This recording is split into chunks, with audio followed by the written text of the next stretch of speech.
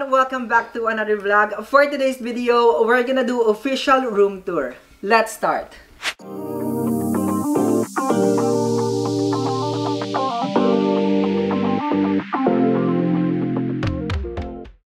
So, ayun, kapag pasok mo dito sa aking room, ito lang ang ating main door. So, kapag pasok mo sa main door natin, makikita mo agad dito yung tinatawag ko sa sarili ko na foyer. Pero ito, hindi dapat dresser yung nakalagay dito, dapat table. Pero hindi nagko-complement yung table na meron ako kasi black siya.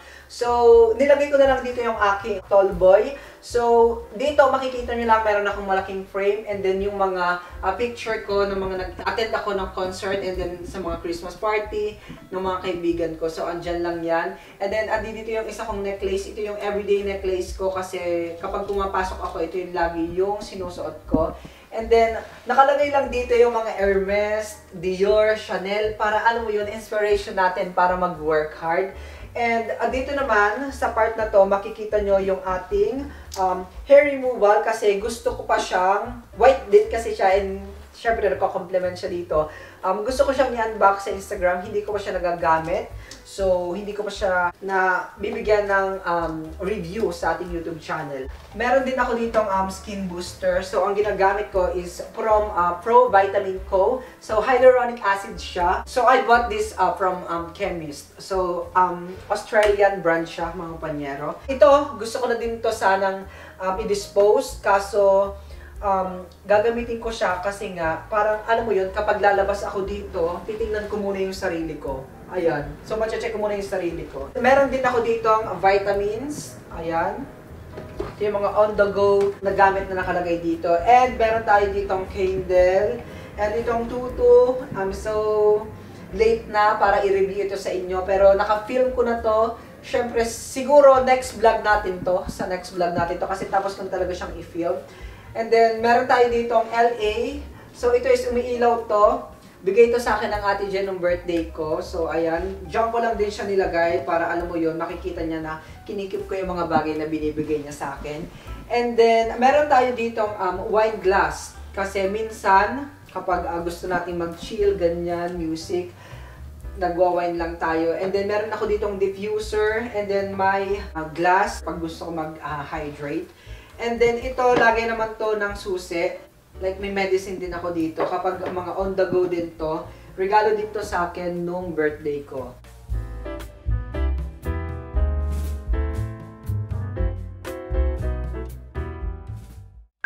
So, ditong part naman, sa harap siya ng pinto, makikita mo, meron naman ako dito ang table. So, sobrang comfy lang kapag nandito ako, kapag gusto kong mag-coffee, kapag gusto kong magbasa-basa. Kapag meron ako mga snacks na kakainin, pwede ako dito. Then I have my tissue here, ready na siya.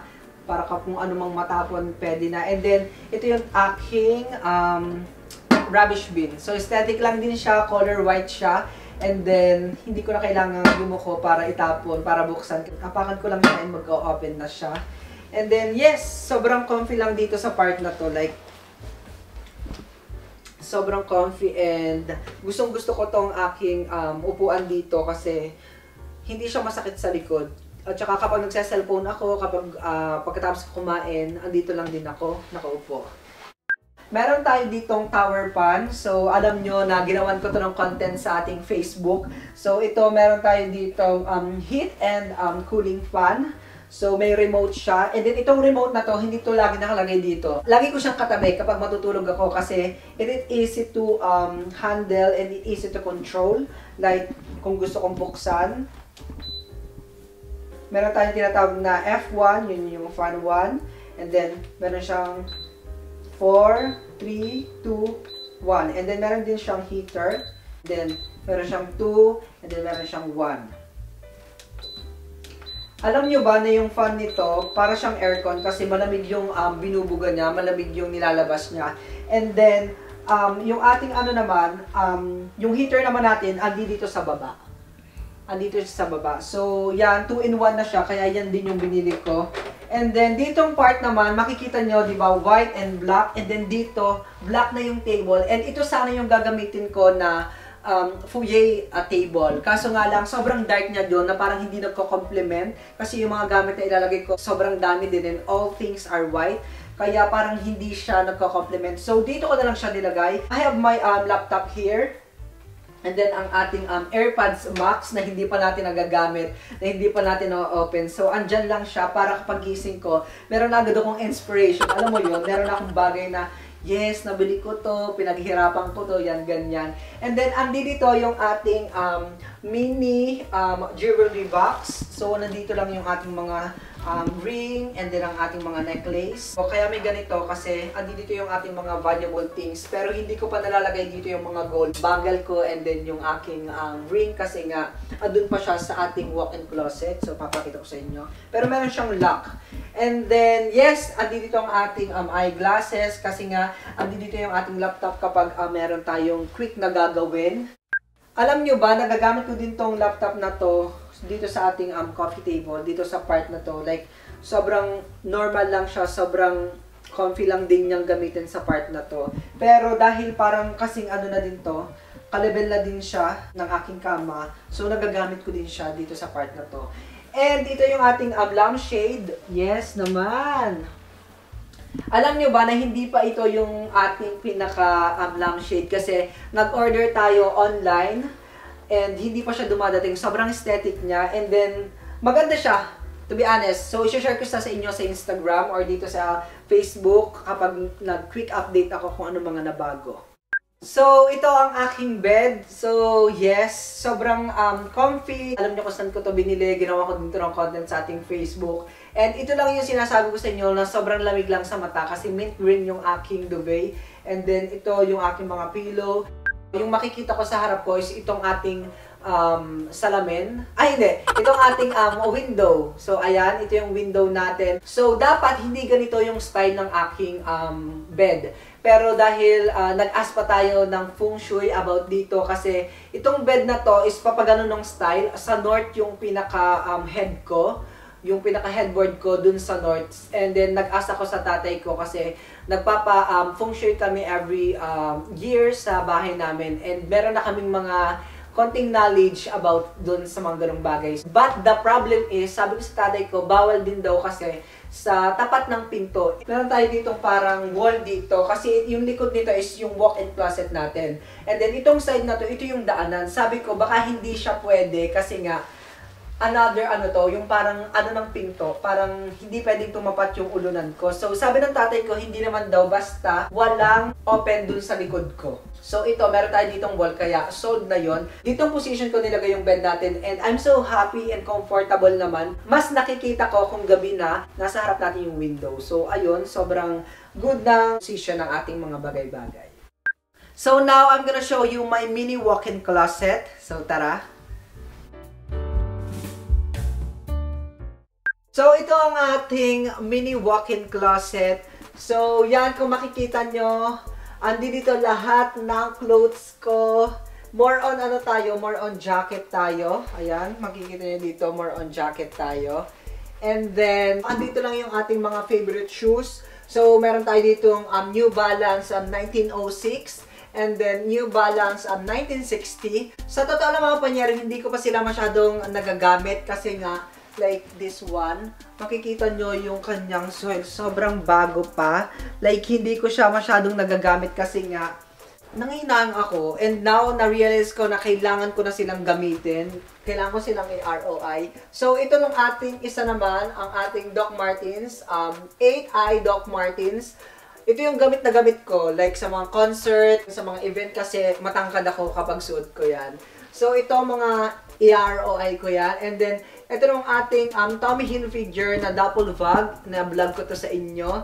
Hindi ko pa rin siya nagagamit sa ating trip. And sana yesterday kasama ko papunta sa Fiji. Kaso nga lang may mga bagay tayong mas importanteng unahin. Kaya hindi muna tayo nagpunta. Hindi muna tayo sumama. So hindi ko nagamit yung ating duffel bag.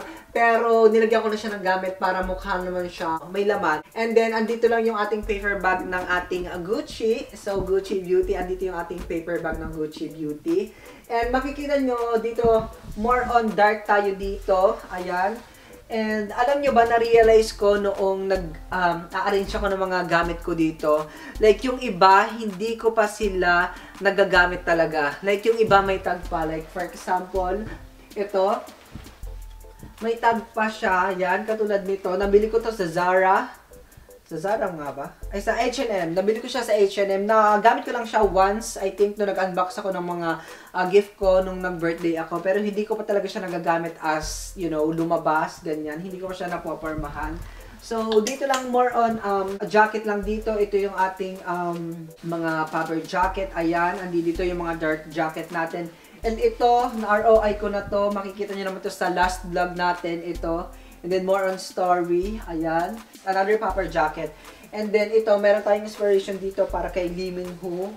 Itong mahabang to, hindi ko pa din siya masyadong nagagamit kasi tapos na yung winter. Pero kahit tapos na yung winter and spring mga panyero, malamig pa rin talaga sa labas. Like kanina we went to Pack and Save and malamig pa rin. Kaya ito yung gamit kong jacket pero naka-short tayo kanina.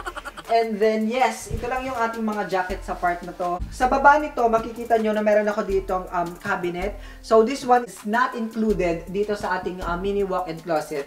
Kaya lang siya mukhang kasali kasi white din siya mga panyero. And dito, meron din lang siyang lock.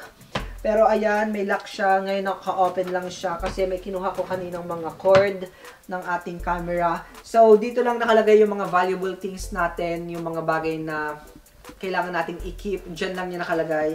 And ito yung susi. So, I think mga clothes yung dapat ilagay dito. Pero, andi dito yung ating mga tinatawag nating luxury brand item. Yes, nagbebenta na po tayo. Hindi. Andito lang yung ating passport size Louis Vuitton. So, this one is for passport. Yes. And then, andito yung ating Chanel. Itong Chanel na to, bigay ito sa akin ng Ate Jen. Pero wala yung shades. Yung shades niya is nasa Ate Jen. Binigay niya lang sa akin to para maging inspiration ko to work hard. Pero ang laman nito is din sa camera. So, nilagay ko lang siya dito kasi inspiration ko din to and sana makabili tayo ng Chanel soon. And andito lang yung ating Louis Vuitton Papillon 30. Diyan lang siya sa taas. And then dito naman sa second natin is meron tayo ditong box ng Gucci Beauty and itong ating Hermes belt. So, itong Hermes belt na to, hindi ko siya nabili na brand new. Binili ko lang din siya sa isang reseller dito sa New Zealand. So, nagamit ko na siya last September nung nag-party ako. Ginamit ko na siya. Andito yung ating Gucci Guilty perfume. So, sobrang bango niya. Hindi ko pa siya nagagamit kasi wala pa akong pinupuntahan na importanteng bagay. Kasi more on ang ginagamit ko is itong ating Guess. Ayan. Ito yung ginagamit natin for everyday. And then sa work naman yung ating Playboy. Sana madagdagan to soon yung ating Gucci manifesting. And then, dito naman sa third, andito yung ating Tory Burch. And then, andito yung ating Coach. And then, yung ating Lacoste na shade. Hindi ko na ito naalala. Meron pa pala tayong gift card sa Westfield. So, hindi ko pa siya nagagamit. Worth $200 siya. Kaya, nilagay ko lang muna siya dito para malalaman ko na meron tayo ditong gift card. And then, andito yung ating watch. And then, yes, ditong part naman, andito ang ating mga bagong purchase na underwear from CK. Yes, sinikay na natin lahat kasi deserve natin ang comfortability. And then, dito naman sa ating last part, andito ang ating mga socks, put socks, ganyan. And then, ang ating, ang tawag dito, Ate Gladys? Pang-steam. Ito yung pang-steam ng ating mga clothes. Yan, andito lang siya. From Philippines pa din to, mga panyero. Pinadala ko dito sa atin, sa New Zealand. And then, last part, syempre, andito ang ating duffel bag. Hindi siya Louis Vuitton. Kung makikita nyo, para siyang Louis Vuitton. Pero hindi siya Louis Vuitton. Inspiration lang din siya. Michelle ata yung brand dito. Regalo to sa akin ni Ate Jen, ni Ate Jerica, and Ate May. So, andito lang siya. Hindi ko din to nagagamit pa. Zara Men na jacket. So, hindi ko pa siya na ROI. Hindi ko pa rin siya nagagamit. And then, ditong part, ito lang yung ating mga pants. Yan. Andi dito halos lahat. Denim, green, white. Tapos yung mga khaki color, mga brown. And then, bali, 5 shoes lang ang meron ako. Kasi andi dito yung ating pagkapag-winter.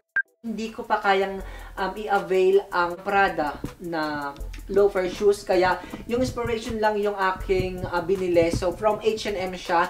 And same na same siya ng ating Prada. Kaso nga, wala pa tayong pamili ng Prada. Kaya, yan lang muna ang ating kayang i-avail. Mga bagay na clothes na meron ako, hindi ko pa masyado talaga nasusuot. Like, may mga tag pa siya, katulad nito. Ayan, bago pa rin din siya. Hindi ko pa siya nagamit. Like, yes. Dito ko lang din siya nilagay na part kahit pang bottom siya kasi yung kulay niya is pang dito. Ayan. So, kailangan kong gamitin na lahat ng clothes ko. Lahat ng to gusto ko nang gamitin. And then, ito yung bago kong bili. So, ayan. Siyempre, nilabahan ko na siya. Nagamit ko na siya once. Itong ating jacket. Ito yung uso, yung may ganito. Ayan, kasi minsan talaga sobrang lamig dito sa South. Hindi ko alam, parang hindi spring, parang hindi magsa-summer dito sa South kasi sobrang lamig talaga. Yan lang, sobrang ganda niya. Hindi ko pa rin siya na-steam, hindi ko pa siya na-try i-steam kasi nga, nung pagka gamit ko, gusto ko, pag ilalagay ko dito is bagong laba, ganon. So, hindi ko siya na-steam, and then, pagkalaba ko, natambak ko siya, kaya nagkaganyan, marami siyang mga gusot-gusot. Yan, and then, andi dito lang yung ating katulad nito, hindi ko pa rin siya nagagamit. CK naman siya na bathrobe. So, regalo siya sa akin. Hindi ko pa siya nagagamit kasi meron akong ginagamit ngayon na kulay blue. So, ito lang yung ating mini walk-in closet. So, ayan. Lahat ng mga clothes natin is nandito. Lahat ng mga bagay na on the go din na kailangan natin sa fashion content andito. And gusto ko sana mag-add dito ng mirror like dito sa front para magkikita ko ng aking mga OOTD. Soon, sana makabili tayo ng mirror. And here, yes, I'm so happy na pull out natin yung ating walk-in closet. So, ayun. So, yun naman, panyera, dito na natatapos ang vlog natin. Thank you so much for watching our latest vlog and sa ating official room tour. So, ayun, thank you so much talaga sa lahat ng mga sumusuporta sa aking social media account, especially on my YouTube channel. And to those people na nagwa-watch ng aking mga previous vlog, thank you so much. Sana, alam nyo yun, ma-achieve nyo din yung meron ako ngayon, kung ano yung mga bagay na naipundar ko dito sa room ko. Sana kayo din, sana soon makamit nyo din yung mga dream ninyo. And ako, hindi ko rin akalain na kaya kong magstay sa ganitong ka-comfy and ganito ka-class and ka-minimalist and ka-aesthetic na room. Kasi, you know, I'm here in New Zealand to study and work. And hindi ko naisip na parang nasa sariling bahay lang ako. Parang nasa Pilipinas lang ako. Parang ganun yung comfortability na binibigay sa akin itong room na to. And, you know, dahil nag-work tayo ng sobra-sobra, deserve naman natin magstay sa maganda at malinis at comfortable na place. And that's why I'm so proud of myself. Thank you, self, for being strong every day. Yes, and yeah, maraming salamat. So, that's it for today's video. If you like it, give thumbs up and comment your thoughts down below because it will be highly appreciated. And make sure to follow me on my Instagram account, which is Larbino. Thank you for watching. Bye-bye. See you in my next vlog. Stay hydrated.